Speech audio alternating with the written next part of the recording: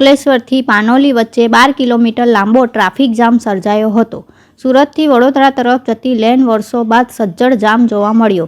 વરસાદના વિરામ બાદ પુનઃ એકવાર નેશનલ હાઈવે ઓથોરિટી દ્વારા અંતિમ વરસાદમાં સર્જાયેલા ખાના ખરાબીનું દિવાળી પૂર્વે દૃષ્ટિકરણ શરૂ કર્યું છે. વડોદરાથી સુરત જતા માર્ગ પર આંબલાખાડી બ્રિજને લઈ સજ્જડ ટ્રાફિક જામ છાસવારે સર્જાય છે.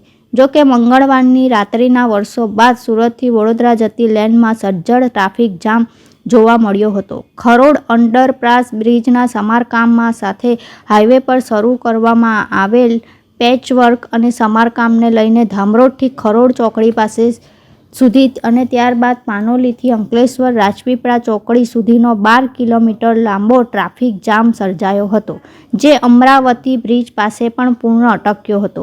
હાઈવે પર હાલ નેરો બ્રિજની કામગીરી પણ ચાલી રહી છે, જેને લઈ ટ્રાફિક સમસ્યા વકરી રહી છે.